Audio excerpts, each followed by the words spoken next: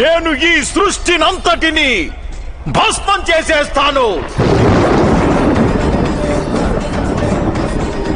నా పుత్రుణ్ణి హతమార్చిన పాండుపుత్రులారా, నేను మీలో ఎవ్వరినీ విడిచిపెట్టను. ఈ రోజే అందరినీ వధిస్తాను. ఆ పరశురామ ప్రభువు తమ శస్త్రాలన్నింటినీ దానంగా నాకు ప్రసాదించారు. ఆ శస్త్రాలతోనే పరశురామ ప్రభువు సమస్త సృష్టిలో క్షత్రియులను సంహరించారు. ఒక్క పర్యాయం కాదు, 21 పర్యాయం. ఈ బ్రాహ్మణుని ఆగ్రహాన్ని చూడండి పాండుపుత్రులారా.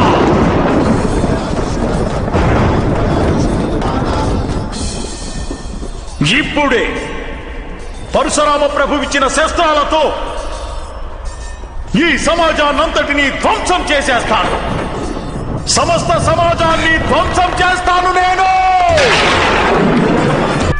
అవశ్యం ఈ లోకాన్ని ధ్వంసం చేసేయండి గురుద్రోణ. శస్త్రాన్ని సంధించే ముందు మీరు నేను చెప్పే విషయమై ఒకసారి ఆలోచించండి. ఒకవేళ నేను మీకు చెబితే మరణించిన అశ్వత్థామ వాస్తవానికి మీ పుత్రుడు కాదని, ఒక ఏనుగు అని, అప్పుడు మీ జీవితం మళ్లీ మీలో సంతోషాన్ని నింపుతుందా? దానితో మీ హృదయం మళ్లీ కరుణతో నిండిపోతుందా?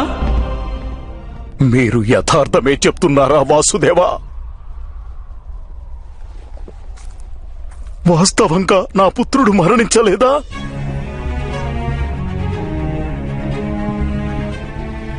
మీ పుత్రుడు ఈరోజు మరణించకున్నా రేపు మరణిస్తాడు. విశ్వంలో ఎవరు అమరులై ఉంటారు గురుద్రోణ?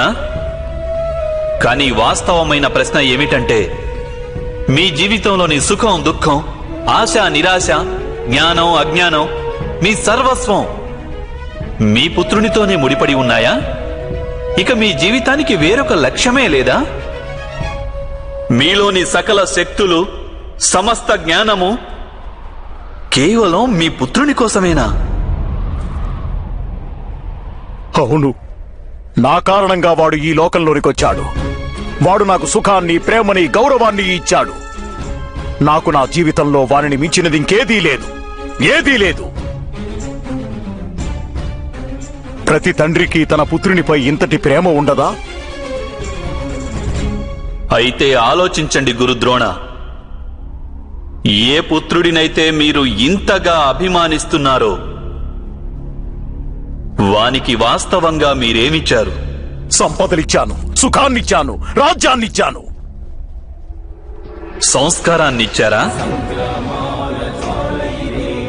విద్యనిచ్చారా?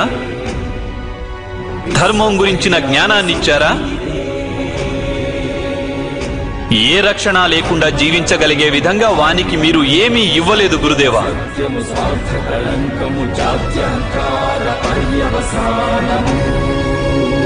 నేను ఒప్పుకుంటున్నాను, అందరూ అర్జునుని వలె, అంగరాజు కర్ణుని వలె మహాయోధులు కాకపోవచ్చు.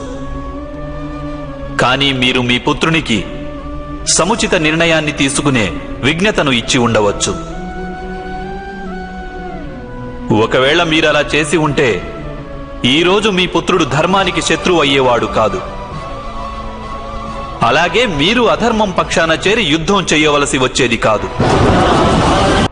నేను నా పుత్రుడు అశ్వత్థామకు సర్వ సుఖాలను ఇవ్వాలనుకున్నాను వాసుదేవా. నా పుత్రుడు అశ్వత్థామ పట్ల నా మనస్సులో ప్రేమయే కాదు. ప్రేమ అనేది ఔన్నత్యాన్నిస్తుంది, ఉచితానుచిత జ్ఞానాన్నిస్తుంది గురుదేవా. ప్రేమే ఉంటే మీరిలా అధర్మానికి బందీలు కారు. అలాగే మీ పుత్రుడు కూడా అధర్మానికి దూరంగా ఉండేవాడు. వాస్తవానికి ఇది ప్రేమ కాదు, మీ మనసులోని మోహం. ప్రేమకు మోహానికి మధ్య ఉన్న భేదమేమిటని అసలు మీరు ఎప్పుడైనా ఆలోచించారా?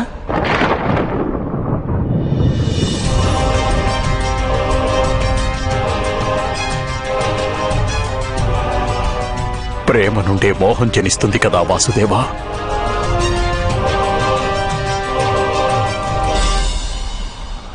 కాదు, వాస్తవానికి ప్రేమ ఉన్న చోట మోహానికి తావే ఉండదు. ప్రేమ జనించేది కరుణ నుండే గురుదేవా, కానీ మోహం జనించేది అహంకారం నుండి. ప్రేమ అంటుంది, నా పుత్రునికి ఈశ్వరుడు లోకంలోని అన్ని సుఖాలను ఇస్తాడని. కానీ మోహం అంటుంది, నేను నా పుత్రునికి లోకంలోని అన్ని సుఖాలను ఇస్తాను అని. ప్రేమ అంటుంది, నా పుత్రుడంటే నాకెంతో గర్వమని. మోహం అంటుంది, నా పుత్రుడు నన్ను చూసి గర్వపడాలి అని. ప్రేమ ముక్తినిస్తుంది గురుదేవా, మోహం బంధిస్తుంది. ప్రేమ ధర్మం గురుదేవా, కానీ మోహం అధర్మం.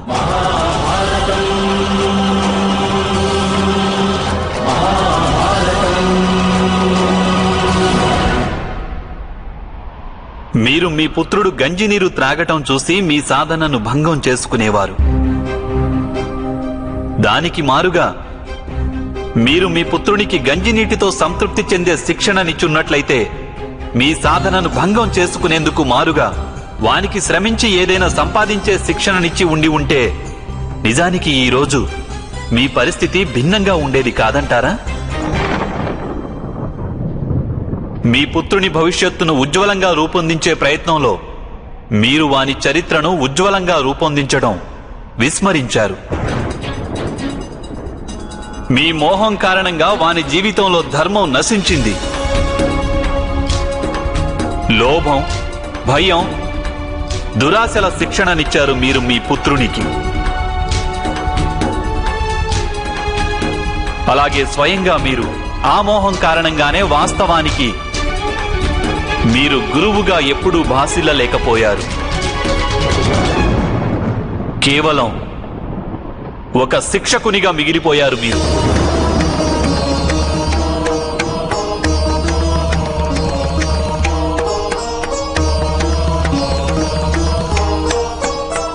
నా గురించి అలా ఎందుకంటున్నారు వాసుదేవా? నేను మొదటి నుండి నా జీవితంలో నా శిష్యులందరికీ సంపూర్ణ నిష్ఠతో ఉత్తములుగా తీర్చిదిద్దే ప్రయత్నం చేశాను. గురువు అనేవాడు ఎప్పుడూ విద్యను దానంగా ఇస్తాడు, విద్యను ఒక వ్యాపారంగా చేయడు. కనుకనే గురువులు తమ శిష్యుల నుండి దక్షిణ ఆశిస్తుంటారు, మూల్యాన్ని కాదు. కానీ మీరు మీ అమూల్యమైన జ్ఞానానికి మూల్యాన్ని నిర్ణయించారు. మీరిచ్చిన జ్ఞానానికి బదులుగా మీ శిష్యులను మీ ప్రతీకారానికి ఉపయోగించారు. ఈ విధంగా మీరు మీ జీవితాన్ని విషపూరితం చేసుకోవడమే కాక మీ శిష్యుల జీవితాలను కూడా విషభరితం చేసేశారు. ఈ పరిణామం కేవలం మీ మోహం మరియు అహంకారం వలనే జరిగింది. మీరు గురువు కానే కాదు ద్రోణాచార్య. ఏ వ్యక్తికి హృదయంలో అహంకారం, అలాగే మనసులో మోహం మరియు దురాశలు ఉంటాయో అతని ద్వారా ఎటువంటి ధర్మ కార్యము జరుగుట సాధ్యం కాదు. అందుకే భరద్వాజ మహర్షి పుత్ర, ఏ విధంగానైతే వరదలో కొట్టుకుపోతున్న వ్యక్తి వృక్ష శాఖను పట్టుకొని తనని తాను రక్షించుకుంటాడో, అదే విధంగా మీ అంతిమ సమయంలో మీరు ధర్మాన్ని ఆశ్రయించండి. ఇంకా మీకు సమయం ఉంది. ఉచితమైన నిర్ణయం తీసుకోండి. మోహాన్ని వెంటనే త్యజించండి. మీ ప్రాణాల్ని నేను ఈ క్షణమే హరించగలను. కానీ నా ఇచ్ఛ వినండి. మీకు జీవితంలో ఒక ఉత్తమ నిర్ణయం తీసుకునే అవకాశం ఇస్తున్నాను.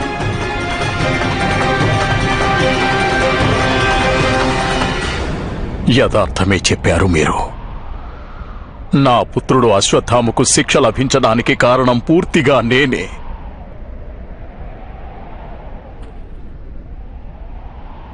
ఇప్పుడు సమయం ఆసన్నమైంది.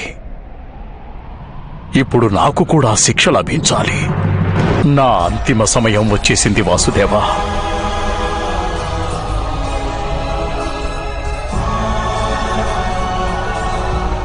నేను మీకు చివరిసారిగా ప్రణామం చేసి నా ప్రాణాలను త్యజిస్తున్నాను.